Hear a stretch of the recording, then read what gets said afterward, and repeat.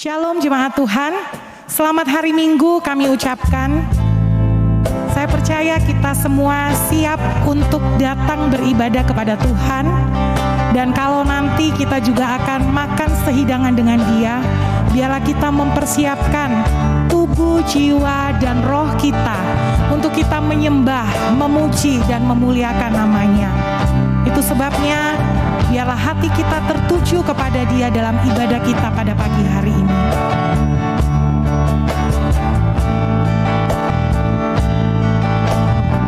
Kami perlu Kau, Tuhan.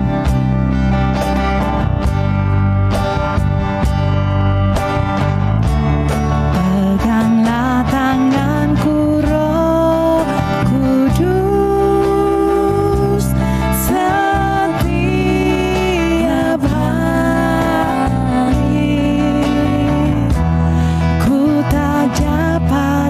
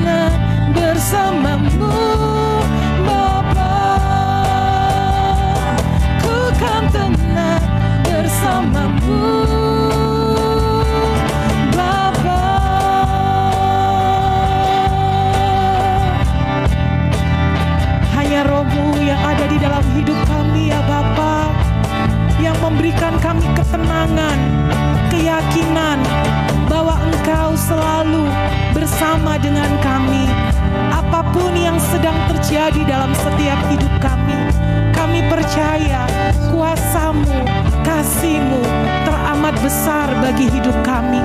Terima kasih Bapa, inilah pujian kami yang kami naikkan di dalam nama Tuhan kami Yesus Kristus. Kami siap memuji memuliakan-Mu. Amin.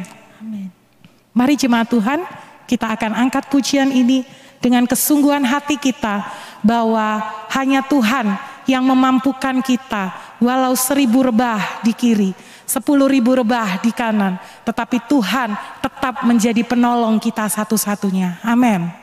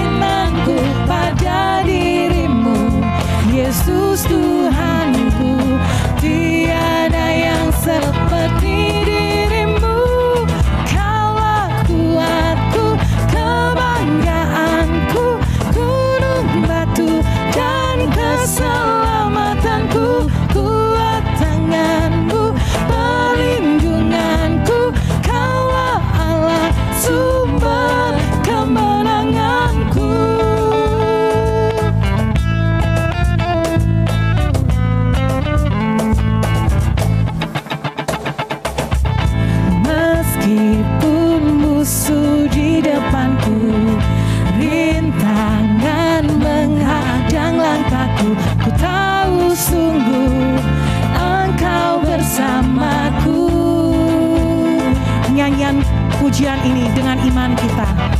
Beribu rebah di kiriku, berlaksa di sisi kananku. Ku tahu janji-Mu, Engkau bersamaku. Takkan pernah goyah keyakinanku pada diri-Mu, Yesus Tuhanku. Tiada yang seperti diri-Mu, Kaulah kuatku, kebanggaanku, gunung batu dan keselamatanku. Kuat tangan-Mu, perlindunganku, Kaulah Allah, sumber kemenanganku.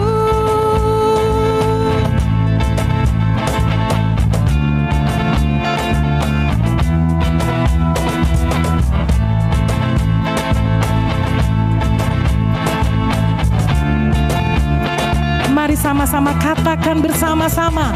Takkan pernah goyah keyakinanku pada diri-Mu, Yesus Tuhanku.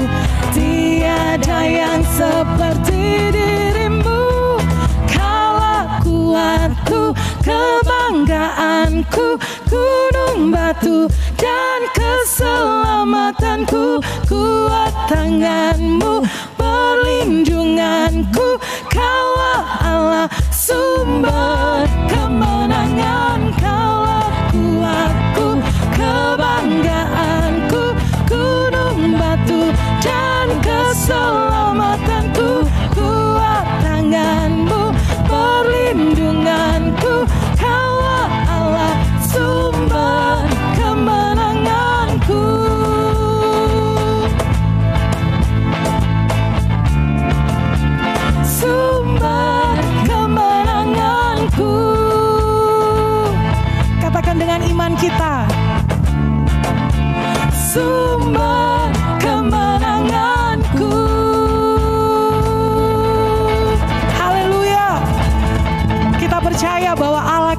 adalah Allah yang berkuasa, dan tangannya yang berkuasa itu menuntun, menjaga saya dan saudara di dalam kasih dan kuasanya. Siapkan hati kita untuk kita dengar kebenaran firman Tuhan. Biarlah firman-Nya memberkati setiap kehidupan kita pada hari ini. Yesus memegangku dengan tangan kanannya. Yesus memberiku kemenangan, kemenangan. Yesus memegangku dengan tangan kanannya. Yesus memberiku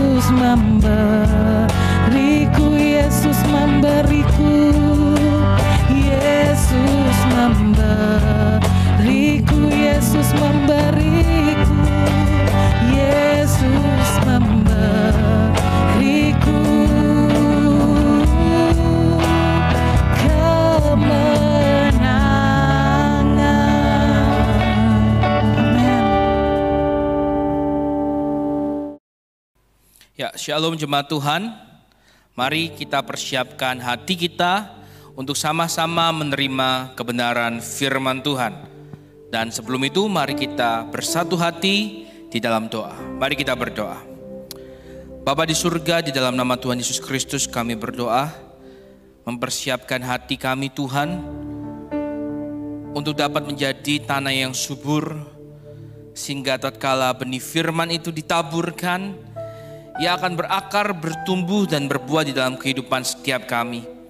Karenanya Tuhan kami mohon Kau yang hadir, Kau yang urapi hamba pemberita firman-Mu, Kau juga yang memberkati setiap kami yang mendengarkan, dan Kau yang juga memberkati seluruh alat yang kami gunakan Tuhan, sarana yang kami gunakan dalam menerima firman Tuhan ini.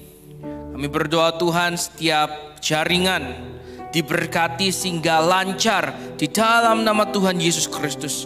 Setiap peralatan streaming khotbah ini Tuhan diurapi Tuhan di dalam nama Tuhan Yesus Kristus. Kami berdoa Tuhan segala kuasa kegelapan dalam bentuk apapun yang mencoba mengganggu bahkan membatalkan jalannya pemberitaan firman Tuhan. Kami bersatu dipatahkan di dalam nama Tuhan Yesus Kristus. Kami mohon Tuhan, Kau yang berdaulat, Kau yang berkuasa di tempat ini, di waktu ini. Dan kami siap menerima firman-Mu. Berbicaralah ya Tuhan, kami siap mendengarkan. Di dalam nama Tuhan Yesus Kristus Allah yang hidup itu kami berdoa. Amin. Bapak Ibu, semenjak zaman perjanjian lama sudah dikenal tentang istilah kesepakatan, dikenal tentang istilah perjanjian. Amos pasal 3 ayat 3 bahkan berkata, berjalankah dua orang bersama-sama jika mereka belum berjanji? Perjanjian, kesepakatan adalah hal yang penting untuk dikerjakan, direalisasikan agar tujuan bersama itu tercapai. Dan saya ingin sampaikan bahwa dengan siapa Anda bersepakat akan membawa Anda kepada tujuan yang didasari oleh kesepakatan tersebut. Sekali lagi saya sampaikan, dengan siapa Anda bersepakat akan membawa Anda mencapai tujuan yang didasari oleh kesepakatan tersebut. Jadi mari hari-hari ini kita lihat lagi, kita perhatikan lagi dengan siapa kita bersepakat. Ingat, tujuan yang akan kita capai ditentukan dari kesepakatan, ditentukan dari perjanjian yang hari-hari ini kita buat, kita ikat. Dan dengan siapa kita bersepakat akan menentukan tujuan yang akan kita capai. Dan kita percaya bahwa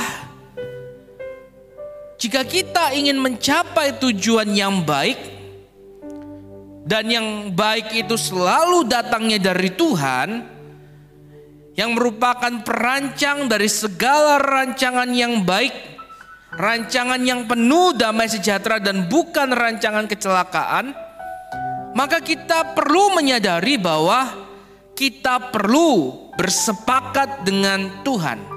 Kita perlu ada di dalam perjanjian Tuhan. Kita perlu ada di pihak Tuhan. Ketika ayat Alkitab berkata, jika Allah di pihak kita, siapakah lawan kita? Itu benar. Tetapi bagaimana agar Allah di pihak kita? Sepertinya kitalah yang harus belajar untuk dapat menjadi pribadi yang berada di pihak Allah. Karena Allah tidak pernah salah. Allah selalu benar, Ia selalu adil dan selalu mengasihi. Dia tidak pernah salah, dan karena itu kita yang perlu hari-hari ini mawas diri, melatih diri kembali untuk berada di pihak Allah. Minggu lalu kita sudah belajar bahwa ibadah itu hal yang penting. Dan mari dalam ibadah ini kita melatih diri kita untuk benar-benar mengerti apa yang menjadi kehendak Allah. Sehingga kita bisa berpihak, kita bisa ada di pihak Allah. Kita bisa mengerti janji-janjinya yang akan Ia lakukan dalam hidup kita. Dan tentu kita mengerti harapan yang ingin Allah lihat kita lakukan di dalam kehidupan kita. Karena seperti yang disampaikan Bapak Gembala, janji itu adalah sebuah hal yang harus dilakukan antara seluruh pihak terikat di dalam perjanjian tersebut. Dan mari Bapak Ibu, kebenaran firman hari ini akan mengajarkan kita pentingnya kita memastikan ada di pihak Allah. Pentingnya kita memastikan bahwa kita tidak mengadakan kesepakatan dengan yang lain. Pentingnya kita memastikan bahwa kita tidak mengikat sebuah kesepakatan dengan musuh, dengan pihak-pihak yang tidak diperkenan Allah. Bahkan pentingnya kita tidak mengadakan kesepakatan dengan Allah lain. Mari Bapak Ibu kita lihat sebuah kisah di dalam Alkitab tentang seorang raja yang bernama Ahab. Saya akan bawa kita masuk dalam 1 Raja-Raja pasal ke-16. Di zaman ini Bapak Ibu, Israel sudah terpecah menjadi 2 kerajaan besar, yaitu utara dan selatan. Kerajaan utara yaitu disebut Samaria. Raja-rajanya adalah raja-raja yang tidak takut Tuhan. Kerajaan selatan adalah kerajaan Yehuda, yang mayoritas raja-rajanya itu raja-raja yang takut Tuhan. Dan dari kondisi kedua kerajaan ini menggambarkan bagaimana kehidupan yang berlangsung di tengah-tengah kerajaan tersebut. Ketika raja yang memimpin adalah raja yang takut Tuhan, maka kondisi bangsa yang dipimpin itu diberkati dalam perlindungan tangan Tuhan. Tetapi ketika rajanya sudah mulai berubah setia kepada Tuhan, mengadakan kesepakatan di luar apa yang Tuhan tetapkan, tidak mengerjakan perjanjiannya dengan Tuhan, maka kondisi berubah. Mereka mengalami kekalahan, mereka mengalami kerusakan infrastruktur, mengalami kemunduran dalam perekonomian dan banyak bidang kehidupan lainnya. Itu yang mereka alami, dan ini menjadi pembelajaran bagi Anda dan saya hari-hari ini. Mari kembali, penting kita belajar untuk ada di pihak yang benar. Sekali lagi, penting kita belajar untuk berada di pihak yang benar. Allah adalah kebenaran, dan mari kita ada di pihak Allah. Nah, kita belajar tentang Ahab. Ahab itu ada di kerajaan utara, kerajaan Samaria. 1 Raja-Raja pasal 16 ayat 30 berkata seperti ini. Ahab bin Omri melakukan apa yang jahat di mata Tuhan lebih daripada semua orang yang mendahuluinya.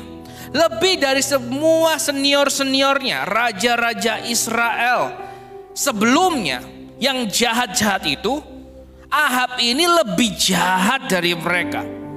Ahab ini membangun kuil Baal di Samaria. Lebih dari itu, Ahab ini melakukan penyembahan terhadap Baal. Dan bahkan Ahab mengambil istri dari luar bangsa Israel, sebuah kondisi yang tidak diperkenankan Allah. Ia mengambil istri yang kita kenal dengan nama Isabel. Wah, nanti kita lihat ceritanya di kemudian hari. Isabel ini mendatangkan kekacauan. Isabel ini mengakibatkan orang-orang di zaman itu lebih lagi tidak setia kepada Tuhan. Dan bahkan Isabel ini yang menghasut Ahab nantinya melakukan pembunuhan terencana. Mengerikan bukan? Jadi hati-hati Bapak Ibu. Ketika kita sudah mulai tergoda untuk melakukan sebuah hal di luar kesepakatan kita dengan Tuhan, di luar perjanjian dengan Tuhan, maka dampak negatifnya begitu besar, masif. Dan itu bahkan terjadi dalam kurun waktu yang lama, yang bukan hanya dialami oleh pribadi kita sendiri, tetapi orang-orang di sekitar kita. Kita akan lihat Ahab melakukan hal yang jahat di mata Tuhan lebih dari orang yang mendahuluinya. Wow, mengerikan. Dan kita lihat, saya bawa kita melompat di pasal 20. Ahab ini sudah ditegur Tuhan lewat Nabi Elia. Selama 3,5 tahun Samaria tidak mengalami hujan. Akibatnya kekeringan besar terjadi. Tetapi lihat, raja yang sombong ini, raja yang tidak peka dengan teguran Tuhan ini, tetap saja tidak berubah, tidak bertobat. Dan dalam pasal 21 Raja-Raja dikatakan ayat pertama, Ben-Hadad Raja Aram mengumpulkan seluruh tentaranya, 32 orang raja bersama-sama dia, beserta kuda dan kereta. Lalu ia maju, ia mengepung Samaria dan memeranginya. Kereta dan kuda melambangkan sebuah kekuatan militer. Dan tidak tanggung-tanggung, Ben-Hadad ini, Raja Aram ini mengumpulkan 32 raja bersama-sama, mengerahkan semua kekuatan yang mereka miliki untuk memerangi Samaria. Dan dikatakan berhasil dikepung. Dan dia tinggal siap secara masif, secara totalitas. Hari-hari bahasanya tinggal gasken gitu ya. Menghabisi Samaria. Secara hitung-hitungan Samaria sudah kalah total dari segi kemampuan militernya. Sehingga Ben-Hadad mengutus seorang utusan ke kota itu menemui Ahab. Lihat, apa pesan yang dibawa dari utusan Ben-Hadad ini? Ayat 3. Beginilah pesan Ben-Hadad, emasmu dan perakmu adalah milikku, dan juga istri-istri dan anak-anakmu yang cantik-cantik adalah milikku. Lihat, sebuah permintaan yang sungguh melecehkan. Merasa sudah di atas angin, merasa yakin, merasa percaya diri sendiri bahwa Ben-Hadad bersama pasukannya pasti akan memenangi pertempuran terhadap Samaria itu. Dan memang itu nyatanya. Pasukan yang dikerahkan Ben-Hadad begitu besar. Sehingga Ben-Hadad ingin mengadakan sebuah perjanjian, mengadakan sebuah kesepakatan. Tetapi begitu melecehkan permintaan yang ditawarkan Ben-Hadad, kesepakatan yang diajukan akan membawa Samaria justru akan mengalami kehancuran demi kehancuran. Lihat apa yang ditawarkan, apa yang diminta demi sekedar untuk menyelamatkan Samaria dari peperangan besar. Ben-Hadad meminta hal-hal yang berharga, hal-hal yang berarti yang dimiliki oleh Ahab. Lihat Bapak Ibu, musuh tidak akan pernah ingin melihat kita sejahtera. Tawaran seindah apapun yang menjanjikan keselamatan jiwaku dan jiwamu, ujungnya nanti adalah kebinasaan demi kebinasaan. Musuh akan menteror kita. Musuh akan mencoba melemahkan kita, membuat kita takut dan tak berdaya, sehingga tinggal tunggu waktunya dia akan kasih tawaran. Ayo, kamu harus takluk, kamu harus serahkan segala hal-hal yang berharga yang kamu miliki. Ini yang terjadi. Ahab dalam kondisi yang lemah, Ahab dalam kondisi yang tidak berdaya. Bayangkan, yang diminta adalah hal-hal yang berarti, yang berharga. Bukan sekedar harta benda, tetapi Ben-Hadad meminta anak-anaknya, istri-istrinya. Wow, bukankah ini sungguh sebuah permintaan yang kelewat batas, permintaan yang melecehkan. Walaupun ini akan mengakibatkan Samaria terhindar dari peperangan besar, tetapi ini bentuk penaklukan yang sungguh-sungguh amat kejam. Ben-Hadad mencoba menghancurkan kekuatan kepercayaan diri Ahab. Ben-Hadad ingin melihatkan kepada seluruh orang di zaman itu bahwa tanpa pertarungan besar pun Ahab sudah takluk, Ahab sudah tertunduk. Ahab tidak punya daya bahkan untuk melindungi orang-orang yang paling berharga dalam kehidupannya sekalipun. Ini yang ditawarkan musuh. Lihat, sekali lagi saya katakan Bapak Ibu, musuh tidak pernah ingin melihat kita damai. Musuh tidak pernah ingin melihat kita sejahtera. Dan daripada itu, lebih daripada itu, musuh tidak ingin kita memiliki keselamatan.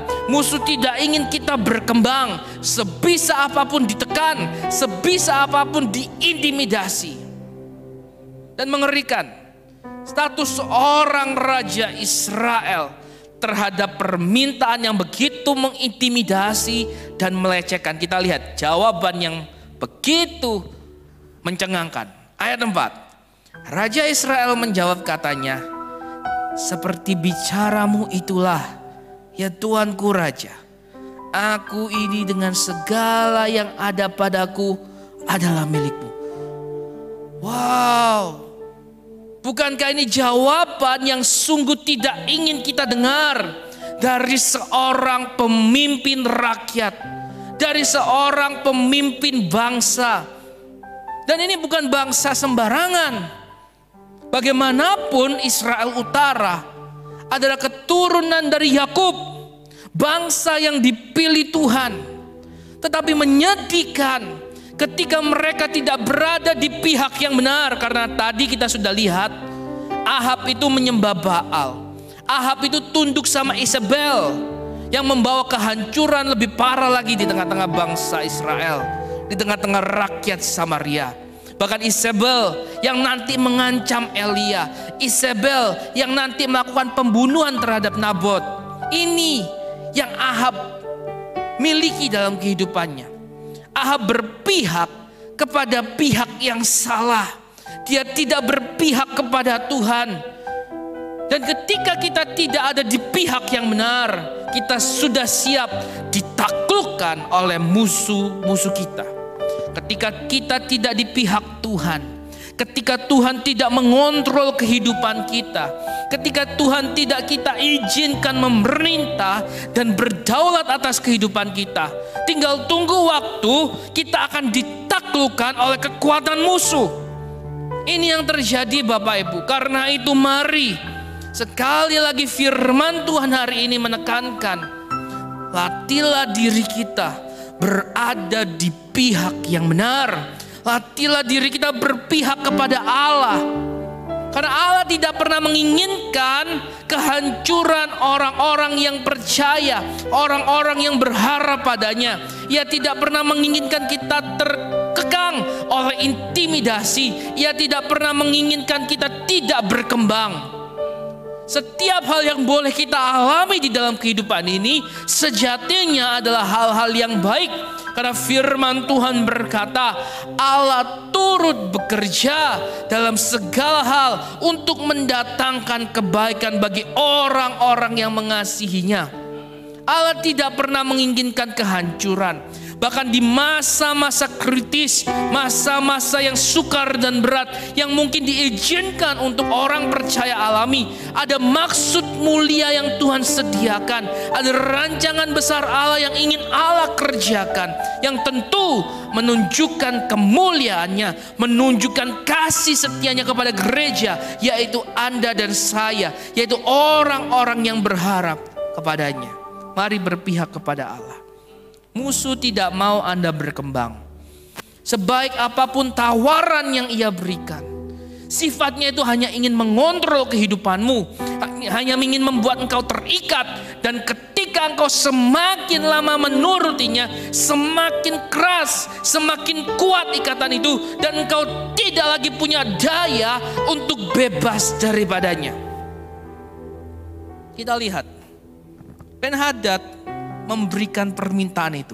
Emas, perak, istri, anak-anakmu yang cantik-cantik, semua yang terbaik, yang berharga, dia minta.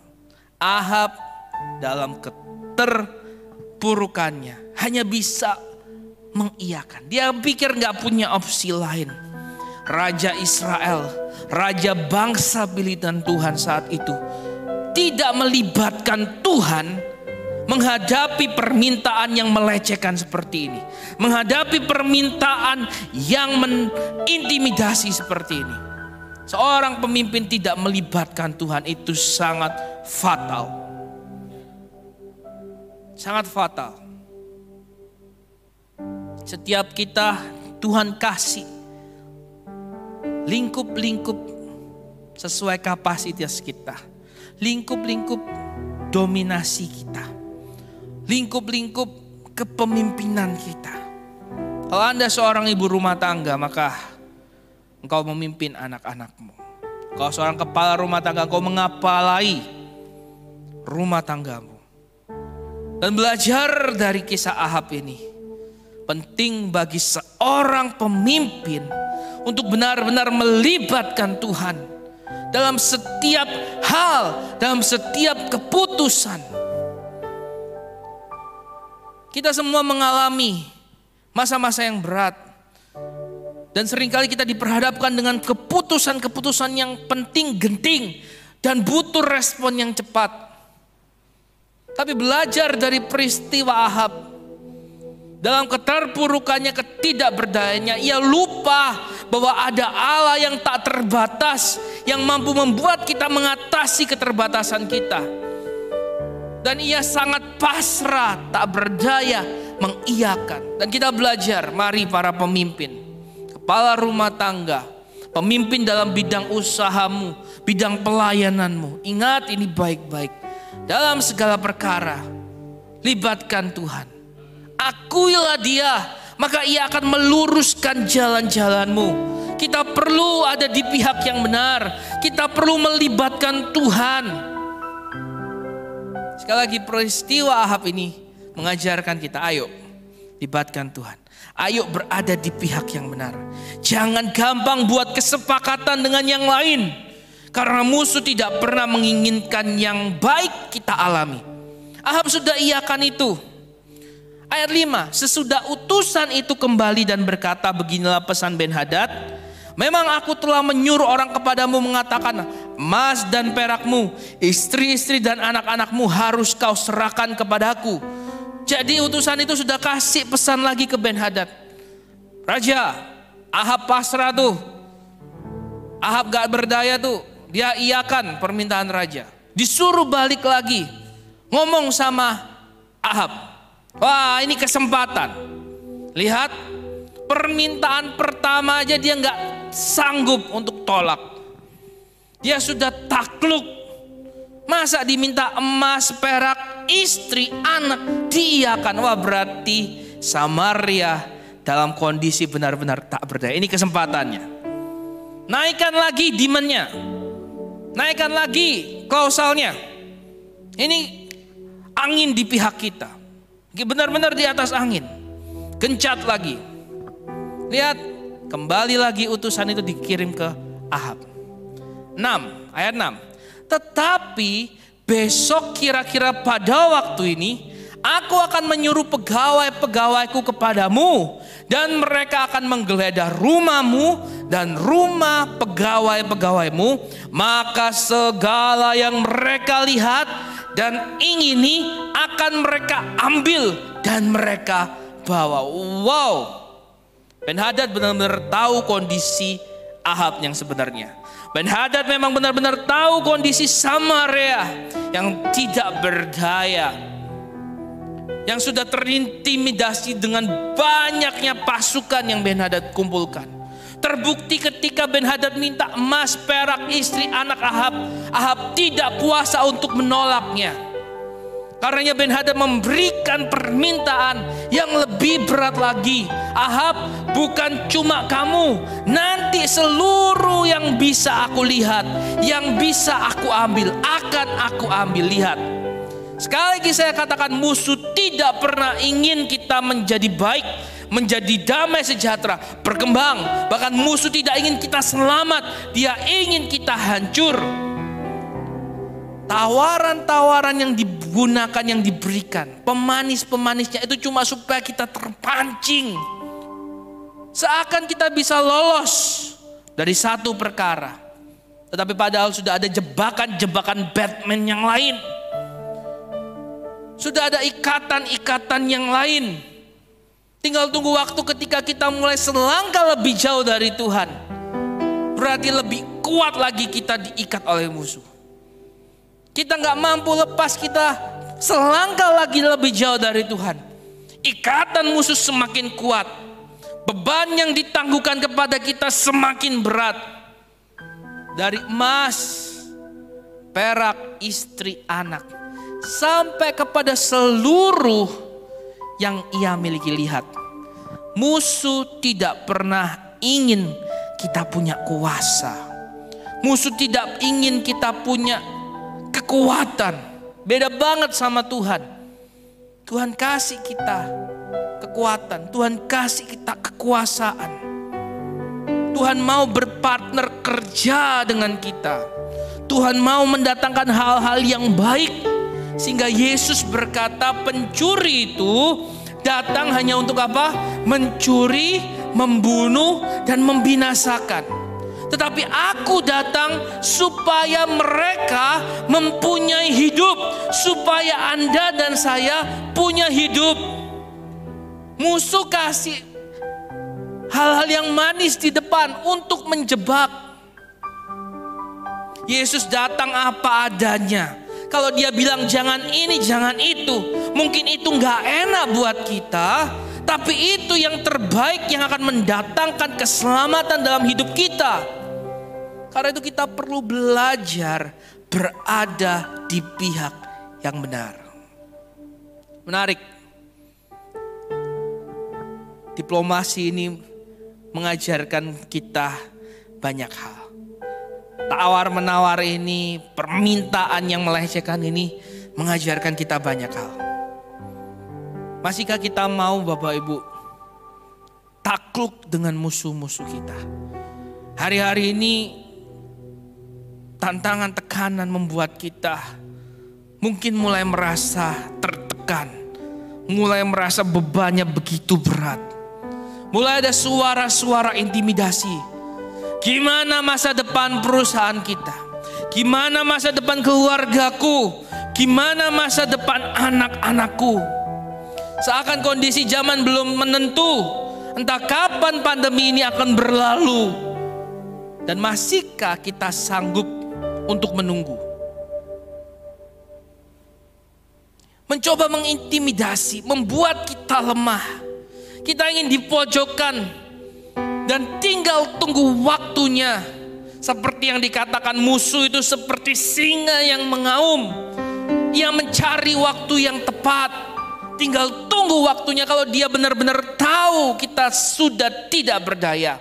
Kita dikuasai ketakutan, kekhawatiran, dan kita mulai digoda untuk mengambil langkah yang menjauh dari Tuhan, yang menjauh dari keberpihakan kepada Tuhan, menjauh dari kesepakatan perjanjian dengan Tuhan. Ia sudah akan siap menerkam kita, membawa kepada tujuan di luar kebenaran.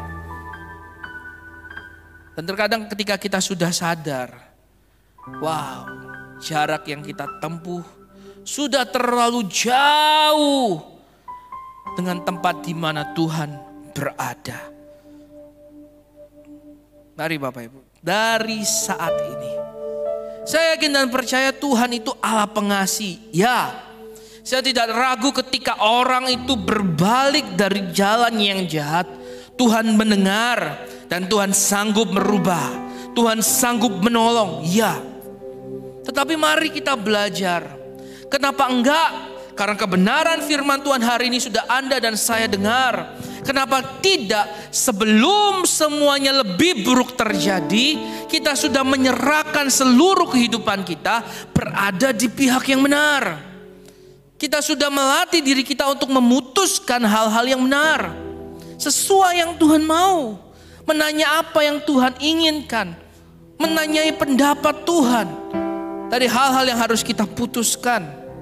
Kenapa tidak sejak dini kita melibatkan Tuhan? Terkadang sering sekali bahkan saya alami, sadar untuk melibatkan Tuhan terjadi ketika konsekuensi mulai kita alami. Kalau kita tidak mencuri, kita tidak akan dihukum. Kalau kita rajin, kita tidak akan kekurangan. Kalau kita tidak mendua, kita pasti mendapatkan apa yang dijanjikan. Tapi terkadang kesadaran untuk melibatkan Tuhan memang baru dialami ketika masalah sudah terjadi dulu. Entah dalam rumah tangga kita, dalam pekerjaan kita. Kenapa kita tidak belajar dari sejak awal? Ketika ada godaan untuk mencuri, lalu Roh Kudus berbicara dalam hati, melewat mengingatkan kita akan firman Tuhan, jangan mencuri, as simple as that. Kenapa tidak dari saat itu kita melakukan firman? Kita melibatkan Tuhan, meminta Tuhan menolong kita untuk tidak tergoda untuk mencuri. Kenapa harus terkadang kita ngalamin dulu, masalah karena kesalahan kita, baru kita minta tolong Tuhan untuk membebaskan kita. Sekali lagi, saya tidak curiga, saya tidak punya keraguan. Allah kita Allah penuh kasih. Siapa saja yang mau berbalik bertobat padanya pasti akan diampuni. Dan bukan sekedar itu, dia sanggup memulihkan, ya. Tetapi saya yakin Allah kita juga mau, bukan sekedar mengeluarkan kita dari permasalahan. Dia rindu melihat kita menjadi anak-anak yang dewasa. Anak-anak yang tidak harus ditolong dari permasalahan, tetapi anak-anak yang dimampukan untuk mengatasi, dimampukan untuk menghindar dari hal-hal yang tidak berkenan padanya. Sekali lagi, mari kita belajar untuk melibatkan Tuhan. Libatkan Tuhan. Mari kita belajar untuk ada di pihak yang benar. Jangan gampang buat kesepakatan Bapak Ibu. Entah itu tawaran Anda cepat dapat promosi, lalu Anda digoda untuk menukar iman kepercayaanmu. Atau mungkin hal-hal yang dapat membuat engkau mudah mendapatkan uang, tetapi engkau harus mengadakan ritual tertentu. Jangan lakukan itu. Ingat, semanis apapun hal yang diminta di awal, semenjanjikan apapun kenikmatan, kebebasan yang bisa Anda alami di awal, musuh tidak pernah menginginkan hal yang baik engkau alami. Di ujungnya musuh ingin mengambil, merampas, mencuri, membunuh, membinasakan semua yang Anda miliki. Pastikan Anda di pihak yang benar. Pastikan Anda paham hal ini. Dan mari kita minta untuk Roh Kudus tuntun kita. Roh Kudus ajar kita. Kalau hari-hari ini kita diingatkan, ada kesepakatan-kesepakatan yang tidak benar, kita lakukan, kita ikat demi kasih Kristus. Berdasarkan firman Allah yang disampaikan hari ini, bertobat Bapak Ibu. Bertobat. Belum terlambat. Kasih karunia itu masih ada bagiku dan bagimu. Buktinya hari ini engkau mendengarkan firman ini, dan ketika Roh Kudus mengingatkanmu, ada hal-hal yang kau ikat, ada janji-janji yang tidak benar engkau buat, ada kesepakatan di luar Tuhan yang kau ikat. Mari lepaskan di dalam nama Tuhan Yesus. Hamba perintahkan Tuhan, setiap ikatan, setiap kesepakatan yang tidak benar dipatahkan dalam nama Tuhan Yesus Kristus. Tinggalkan itu. Jangan tergoda, karena ujungnya kebinasaan engkau alami. Jangan tergoda Bapak Ibu. Kembali kepada pihak yang benar. Kembali kepada Tuhan. Ia sanggup. Ia sanggup. Ia sanggup memeliharamu. Ia sanggup menjamin kehidupanmu. Haleluya. Saya lanjutkan. Ketika mendengar permintaan itu, barulah Raja Ahab ini berpikir. Yang memanggil tua-tua dan mengutarakan kejadian. Tua-tua itu berkata di ayat 8, lalu kata semua tua-tua dan segenap rakyat itu kepadanya, jangan dengarkan, jangan luluskan. Sebab itu ia berkata kepada utusan-utusan Ben-Hadad, katakanlah kepada tuanku raja, segala yang pertama kali kau suruhkan kepada hambamu ini, aku akan melakukannya. Tetapi tuntutan yang kemudian ini tidak dapat kupenuhi. Lalu pergilah utusan-utusan itu dan menyampaikan jawab itu kepada Ben-Hadad. Ahab seketika punya pemikiran, dan kali ini yang melibatkan tua-tua. Tetapi apakah sampai di situ permasalahan Samaria selesai? Bukan. Walaupun perikop LAI yang dituangkan, yang dipakai dalam 1 Raja-Raja 20 adalah Samaria tertolong dari kepungan. Benar, Samaria bebas. Tetapi ini bukan sekedar kekuatan dan upaya manusia. Samaria tetap dalam kondisi yang tidak bisa melampaui kekuatan dari Ben-Hadad dan raja-raja yang dikumpulkannya itu. Tidak bisa. Tua-tua yang meminta Ahab untuk tidak mengindahkan permintaan Ben-Hadad. Tidak cukup memotivasi Ahab, tidak cukup memotivasi seluruh rakyat Samaria untuk berani mengambil tindakan maju berperang melawan Ben-Hadad. Tidak cukup. Dan kalaupun karena itu mereka punya dasar untuk percaya diri dan berperang, saya yakin dan percaya mereka hanya akan mengalami kehancuran demi kehancuran. Karena menarik, perikop ini tidak ditutup dari kata-kata motivasi tua-tua. Dari kepercayaan diri yang mulai timbul dalam diri Ben-Hadad. Oh iya ya, benar ya. Kenapa tidak berjuang sampai titik darah penghabisan? Tidak. Jadi apa yang membuat Samaria tertolong keluar dari cengkraman Ben-Hadad? Kita lanjutkan. Ayat 13. Tetapi tiba-tiba tampillah seorang nabi kepada Ahab, raja Israel, serta berkata, beginilah firman Tuhan. Ini yang penting Bapak Ibu. Dalam kondisi yang menekan, mencengkram kita perlu kembali lagi mendengar firman Tuhan.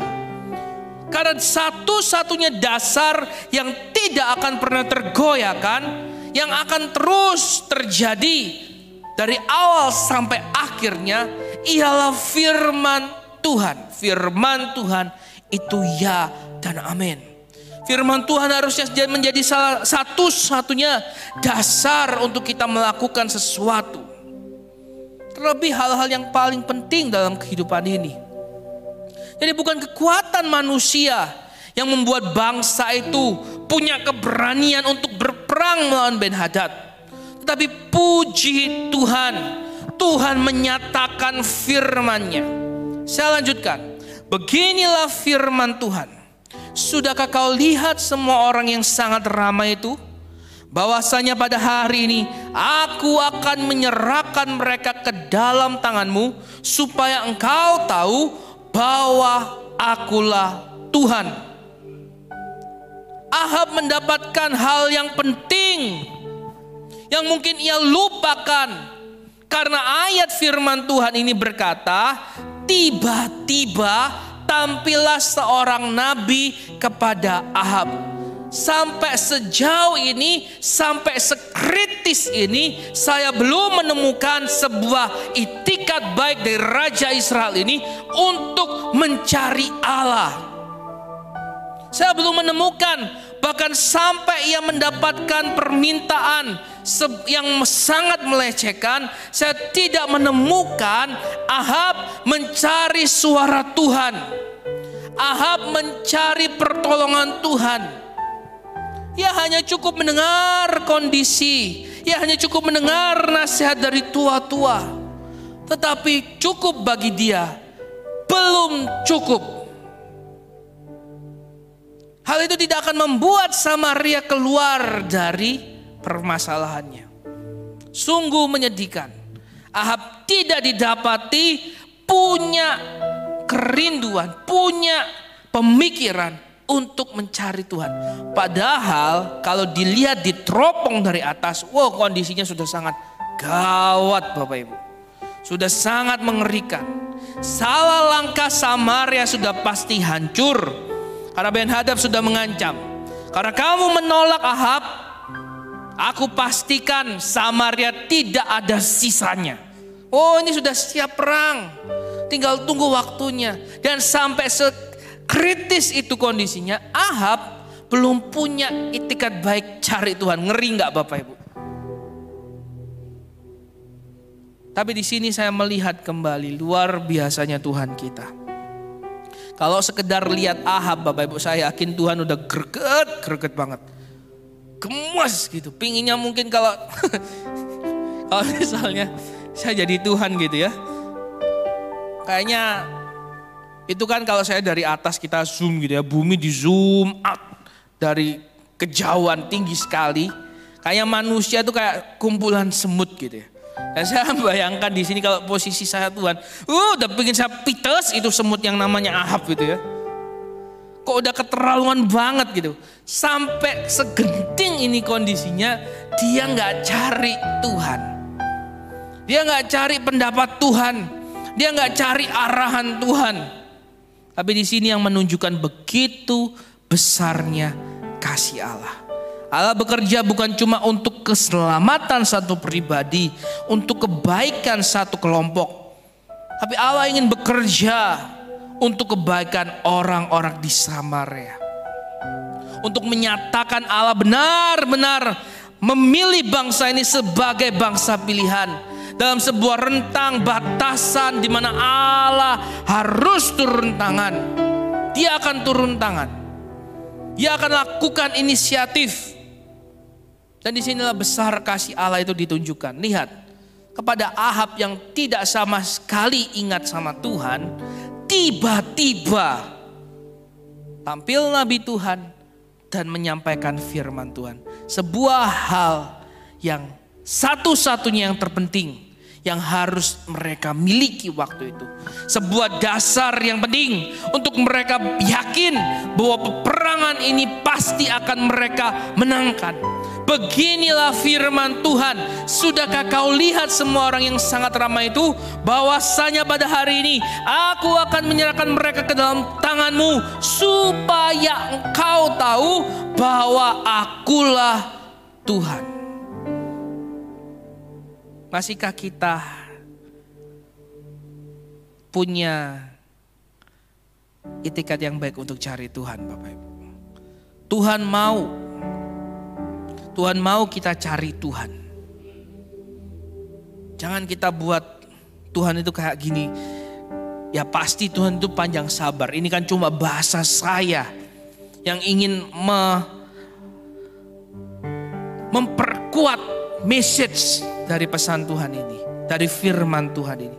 Jangan sampai kita buat Tuhan gregetan. Walaupun saya yakin Tuhan panjang sabar, tapi mari kita mau melatih diri kita menjadi anak-anak yang baik. Jangan sampai saking parahnya Ahab tidak ingat Tuhan, Tuhan itu bilang, supaya engkau tahu aku ini Tuhan Ahab. Aku ini sang penguasa. Aku ini sanggup menolong kau.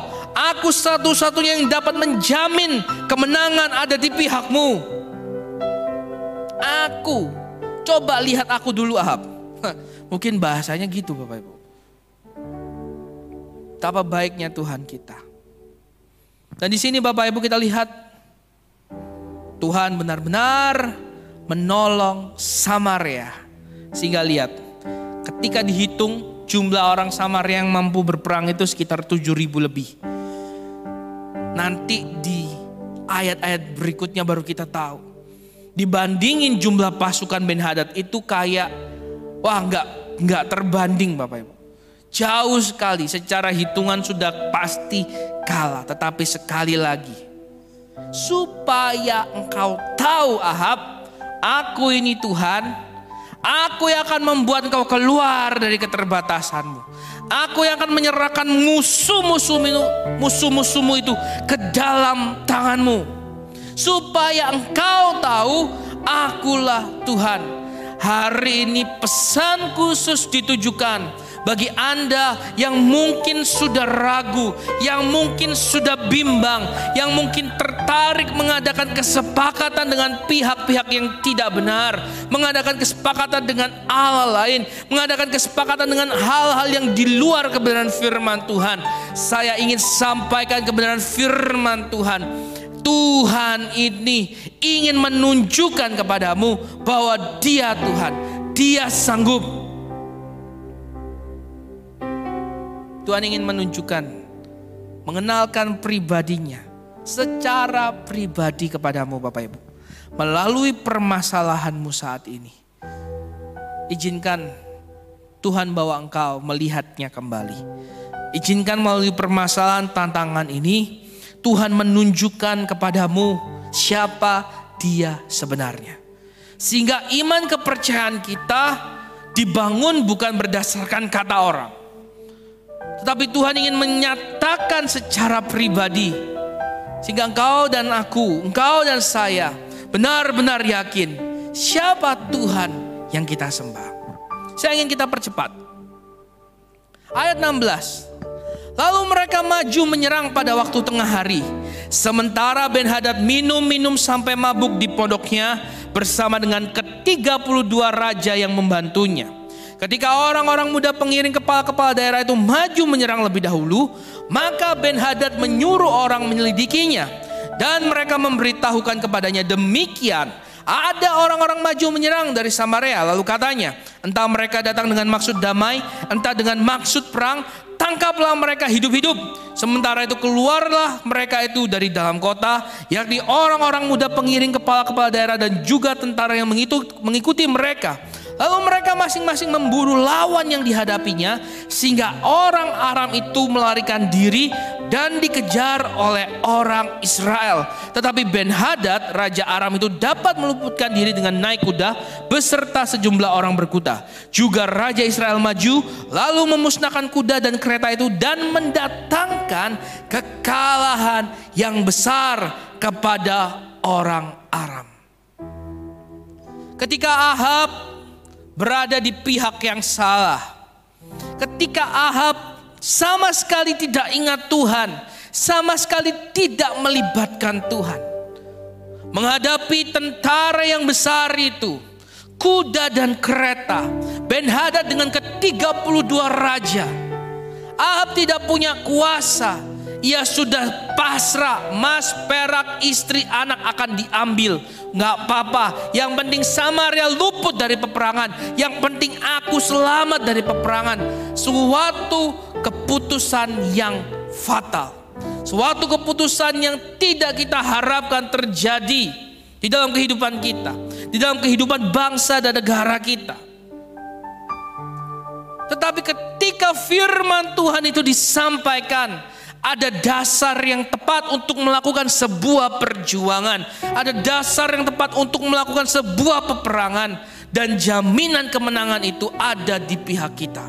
Ketika firman Tuhan disampaikan, ketika kita melakukannya, ketika kita ada di pihak Tuhan yang mau berpihak kepada kita, ada jaminan kemenangan. Lihat, ketika Ahab maju berdasarkan firman Tuhan, ketika Ahab ada di pihak Tuhan yang mau berpihak kepadanya, mereka memusnahkan kuda dan kereta itu dan mendatangkan kekalahan yang besar kepada orang Aram. Musuh mencoba mengintimidasi kita. Musuh mencoba menghancurkan kepercayaan diri kita.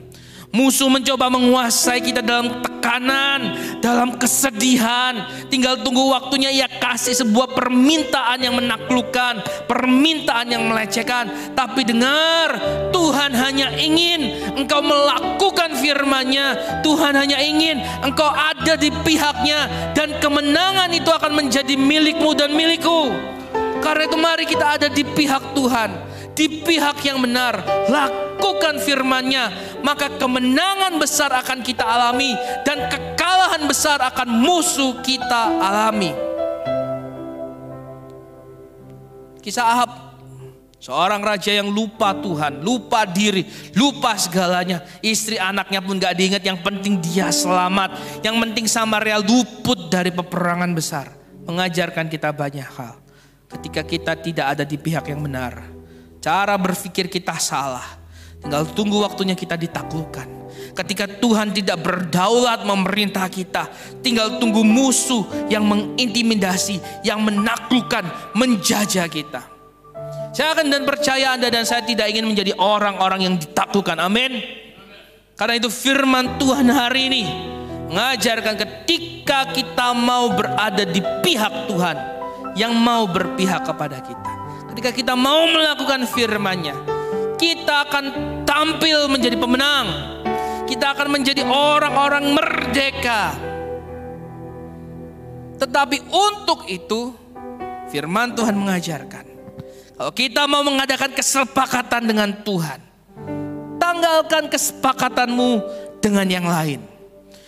Kita tidak bisa mengabdi kepada dua tuan. Tanggalkan kesepakatanmu dengan yang lain. baru engkau akan bisa melihat kesepakatan dengan Tuhan itu berdampak. Kuasa dari kesepakatan itu berdampak dalam kehidupanmu. Janji-janji Tuhan dalam kesepakatan itu akan engkau dan saya alami. Luar biasa. Ayat 22 sebagai ayat terakhir dari kebenaran firman Tuhan kali ini.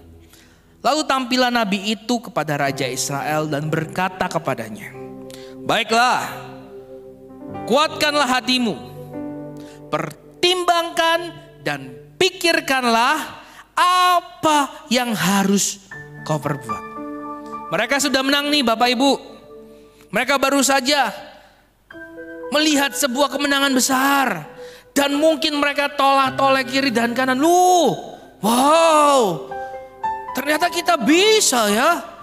Gak nyangka loh, ternyata kita mampu ya. Kayaknya tadinya mustahil deh kita bisa ngalahin Ben-Hadad dan 32 raja itu. Oh ternyata kita bisa ya.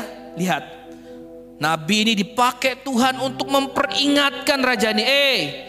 Jangan dulu terbawa suasana. Jangan dulu engkau mudah puas dan menjadi sombong. Kuatkanlah hatimu, pertimbangkan dan pikirkanlah apa yang harus kau perbuat. Sebab pada pergantian tahun Raja Aram akan maju menyerang engkau. Jangan senang dulu, jangan gampang puas dulu. Ada peperangan lagi yang akan engkau alami. Dan pesan dari ayat terakhir ini menjadi pesan penutup kita. Pertimbangkan dan pikirkanlah apa yang harus kau perbuat. Saya kasih sedikit bocoran. Ahab menjadi sebuah contoh yang tidak baik. Dia sudah diperingatkan, pertimbangkan dan pikirkanlah. Dia sudah melihat, menyaksikan banyak teguran Tuhan. Melihat, menyaksikan banyak peringatan dari Tuhan. Ada disiplin ia alami. Ada kelepasan, kelegaan, berkat ia alami. 3 tahun Samaria kering, kelaparan. Selanjutnya diberi Tuhan hujan. Tetapi itu tidak cukup membuat Ahab menjadi benar-benar bisa mempertimbangkan dan memikirkan sehingga perbuatannya itu benar-benar sesuai dengan yang Tuhan mau. Sayang sekali. Bocorannya di akhir kisah ini, di akhir peperangan dengan Ben-Hadad ini, justru Ahab gagal dalam memutuskan sebuah hal yang baik. Dia gagal. Dan akhirnya Ahab menjadi contoh yang tidak baik. Di perjanjian baru, banyak sekali firman Tuhan mengenai perbuatan jelek yang dilakukan oleh orang-orang di zaman itu. Mereferensi kisah Ahab. Karena Ahab sudah kita baca, dia menjadi orang raja yang jahat, melebihi para pendahulunya. Udah banyak sekali diingatkan, dinasehati Tuhan. Tapi sayang sekali ia menjadi contoh yang tidak baik. Saya berdoa Bapak Ibu, setiap kita yang mendengarkan firman Tuhan hari-hari ini, pertimbangkan dan pikirkanlah apa yang harus kau perbuat. Firman Tuhan mengajarkan kita supaya kita punya pertimbangan, pemikiran yang baik. Kita harus berada di pihak yang benar. Kita selalu harus dengar Tuhan. Filipi 4 kemarin kita belajar. Semua hal yang benar, semua hal yang indah, manis, sedap didengar. Pikirkanlah itu. Hari ini kita belajar hanya dengar firman Tuhan dan kita mau melakukannya, maka perbuatan kita menjadi baik. Perbuatan kita menjadi diberkati Tuhan. Perbuatan kita tetap membuat kita berada dalam janji-janji Tuhan. Dimulai dari pertimbangkan dan pikirkan. Mari pertimbangkan, pikirkan. Kalau ada tawaran kita datang kepada kita untuk kita berpihak kepada hal yang lain, kepada Allah lain, jangan lakukan itu. Pikirkan, pertimbangkan firman Tuhan. Lakukan apa yang menjadi kebenaran. Maka kemenangan, perlindungan, keberkatan Tuhan akan nyata di dalam kehidupan setiap kita. Saya ingin kita angkat sebuah lagu. ku tidak takut.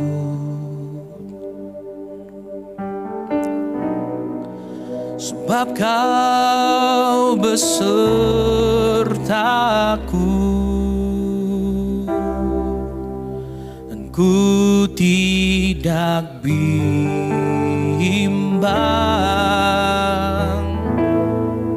Sebab Engkau Allahku,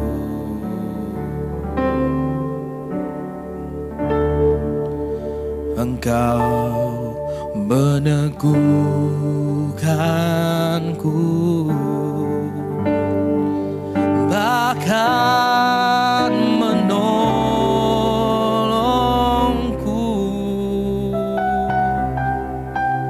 Engkau batu karangku,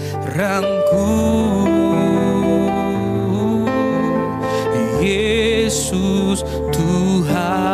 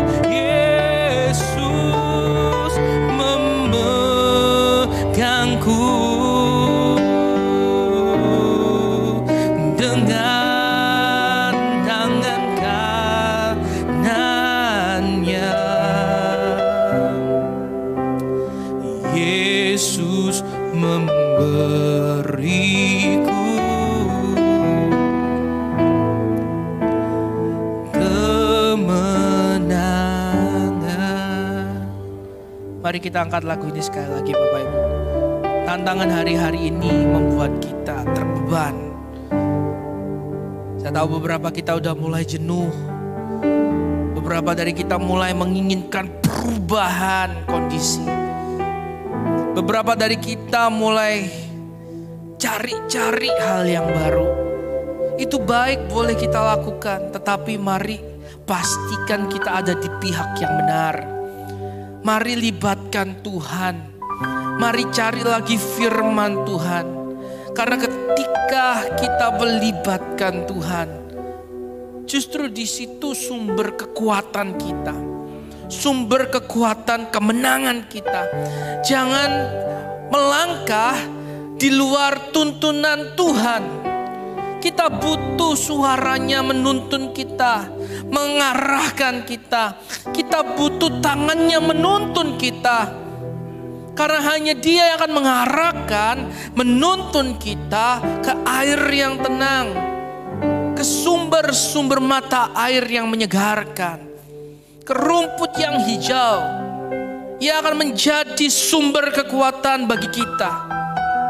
Dalam kondisi apapun, si jahat ingin mengintimidasimu. Godaan ingin membuat engkau keluar dari kesepakatanmu dengan Tuhanmu. Tapi jangan lakukan itu. Karena lihat, tangan Tuhan sedang terulur untuk membawamu, untuk menuntunmu, untuk menopangmu, untuk mengangkatmu.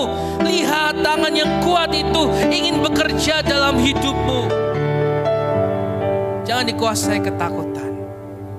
Karena ketika kita takut, dalam masa yang sukar, kekuatan kita semakin kecil. Ben-Hadad kaget lihat bangsa yang kecil dan terintimidasi itu. Dalam waktu seketika tiba-tiba berubah. Karena apa? Karena tiba-tiba Tuhan hadir. Tiba-tiba suara Tuhan didengarkan. Itu yang membuat tiba-tiba kondisi Samaria berubah. Bukan dari kekuatan pribadi, bukan dari motivasi, bukan dari arahan manusia. Itu baik, tetapi lebih daripada itu, yang membuat kondisi berubah ketika ada Tuhan hadir. Ketika Tuhan berpihak dan kita mau ada di pihak Tuhan. Jangan dikuasai kekhawatiran. Kita angkat sekali lagu ini. Ku tidak takut, sebab Kau besertaku,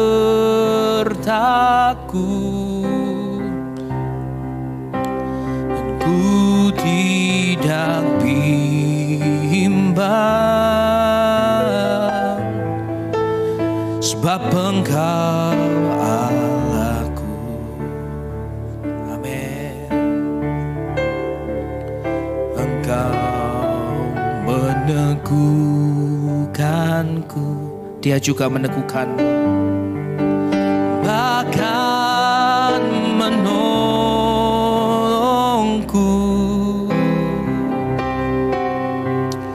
Kau batu karangku, Yesus Tuhan.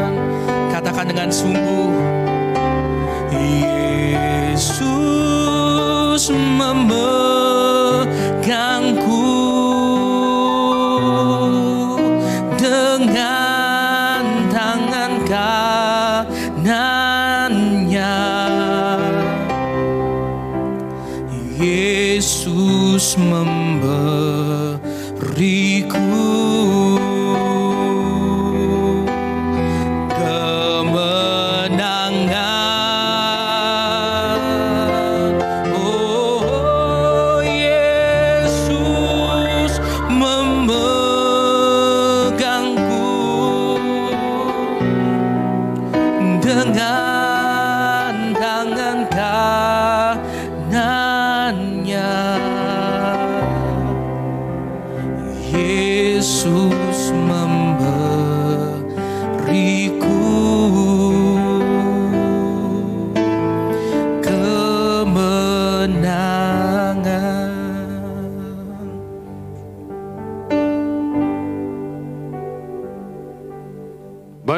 Bapak Ibu Saudara sekalian yang Tuhan kasih,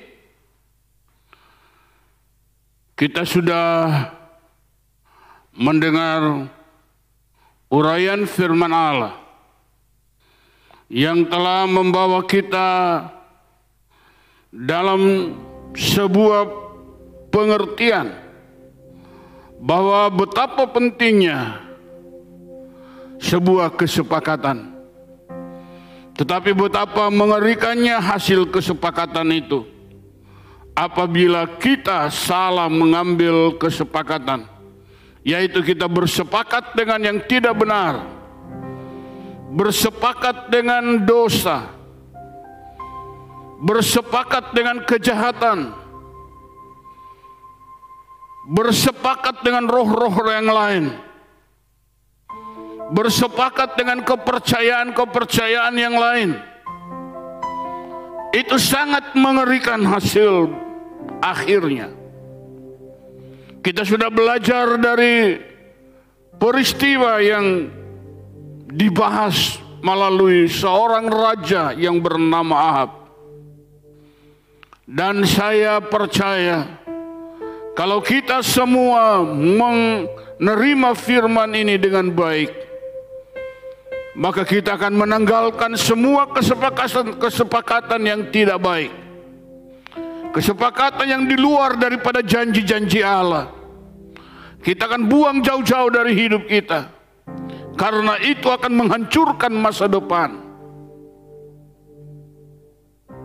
Marilah saatnya tiba,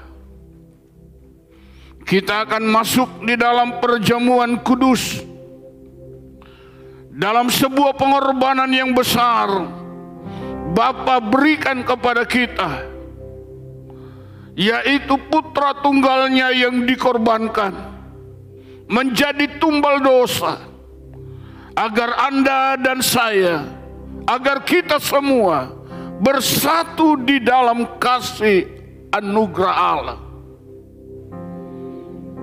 Dan biarlah kita semua sepakat bersatu di dalam Tuhan.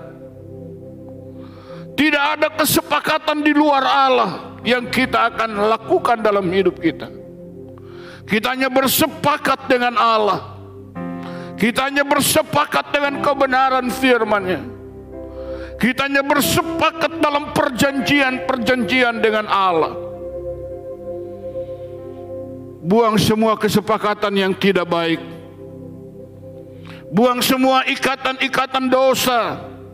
Buang semua ikatan-ikatan dengan roh-roh lain. Dengan kepercayaan-kepercayaan lain yang di luar Tuhan. Saat ini kita akan masuk dalam perjamuan kudus.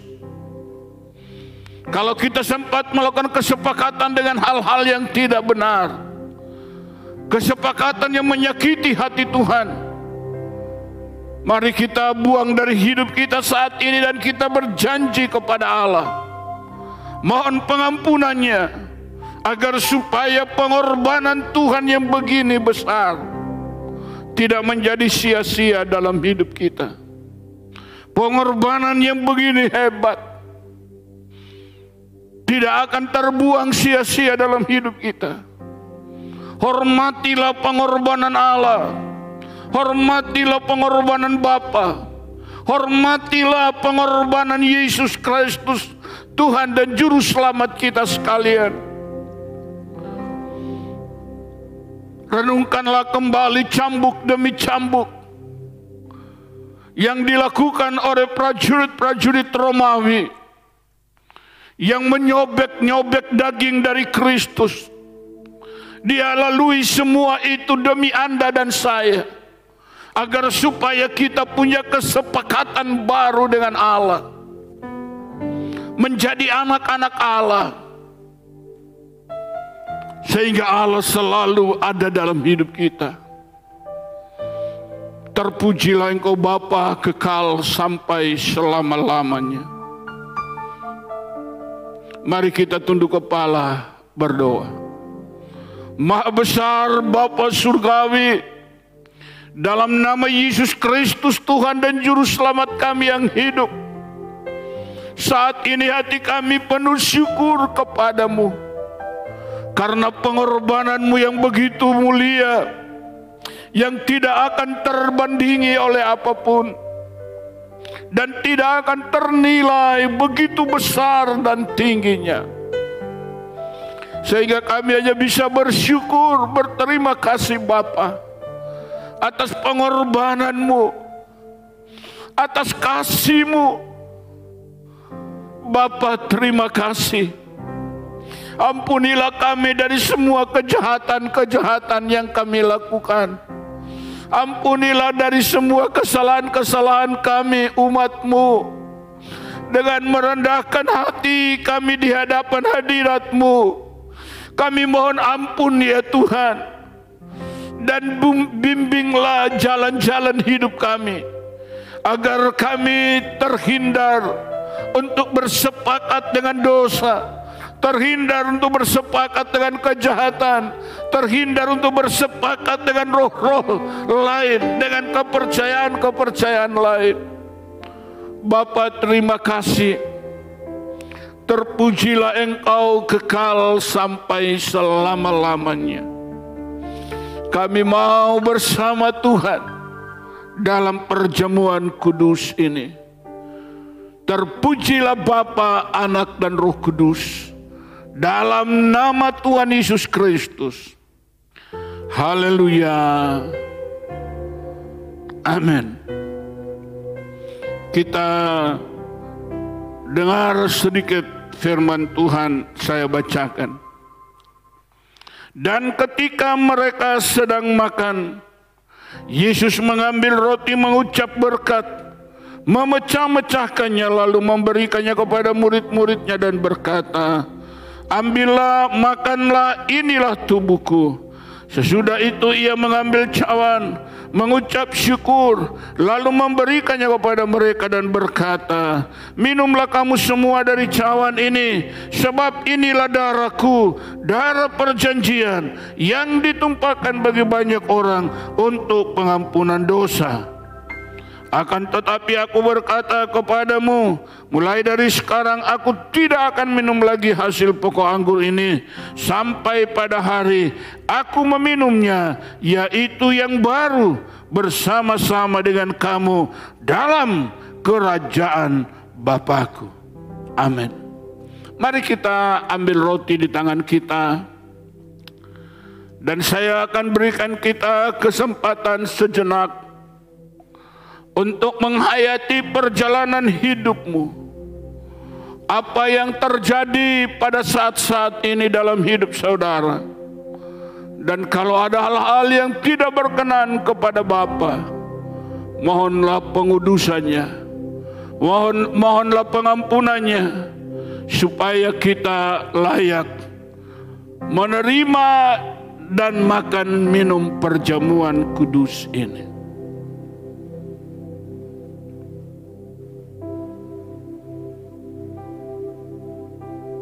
Terima kasih Bapa. Dalam nama Yesus kami berdoa. Amin. Mari kita siapkan cawan. Saudara ambil roti di tangan kananmu sambil mengangkatnya ke atas. Dan kita renungkan firman Allah yang baru saja kita dengar, yaitu ketika mereka sedang makan, Yesus mengambil roti lalu mengucap berkat dan memecah-mecahkannya serta memberikannya kepada mereka dan berkata, makanlah, inilah tubuhku. Mari kita makan bersama seiman di dalam nama Tuhan Yesus Kristus.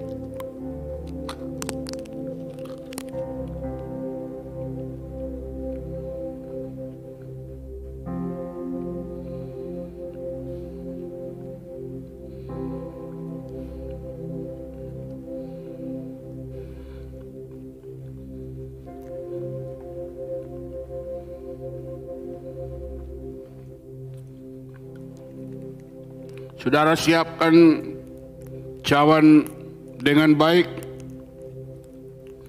lalu angkat ke atas. Bersama-sama kita menghayati firman Tuhan yang baru saja kita baca. Sesudah makan, Yesus mengambil cawan, lalu mengucap syukur dan memberikannya kepada mereka serta berkata, minumlah kamu semua dari cawan ini, karena inilah darahku, darah perjanjian yang ditumpahkan bagi banyak orang untuk pengampunan dosa.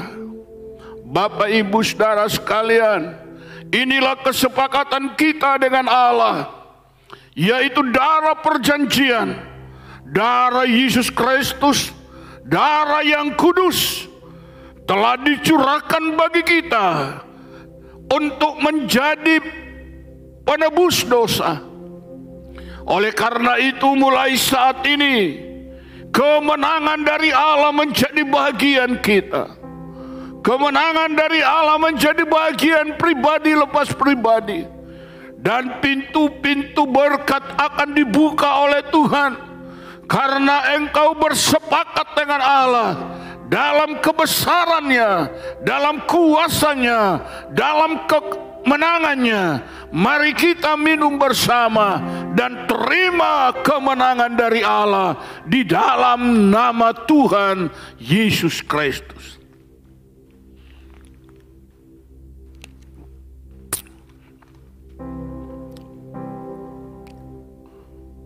Hurana matakara, huraina mayarana masikarana lamakata.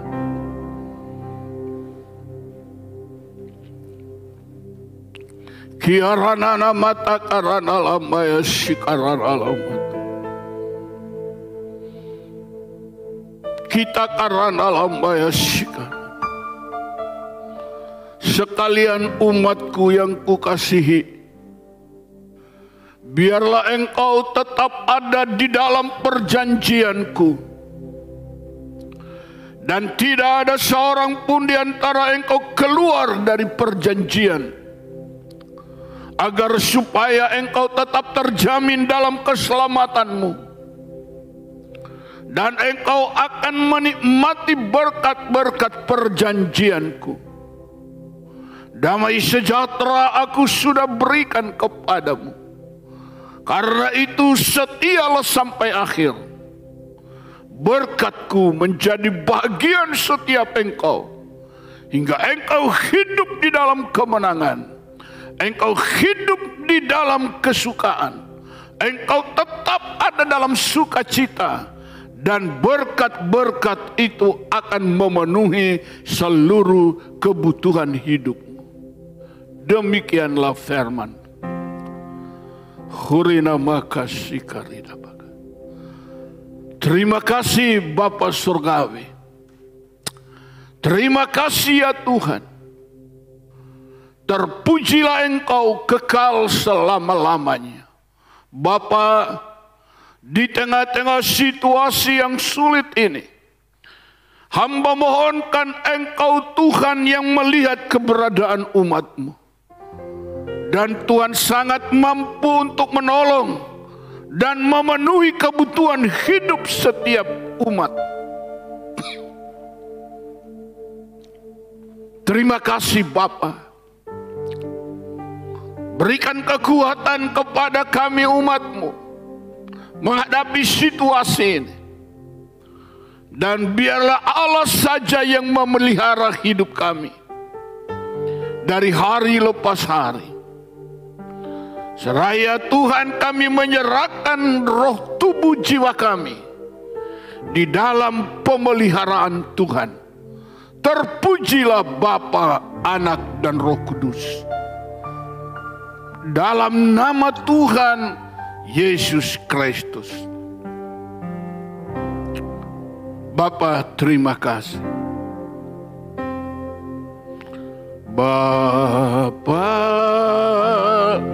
terima kasih.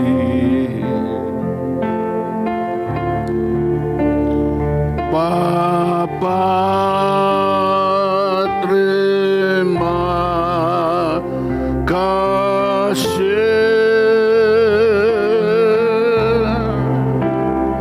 Bapa di dalam surga, ku berterima kasih. Amin.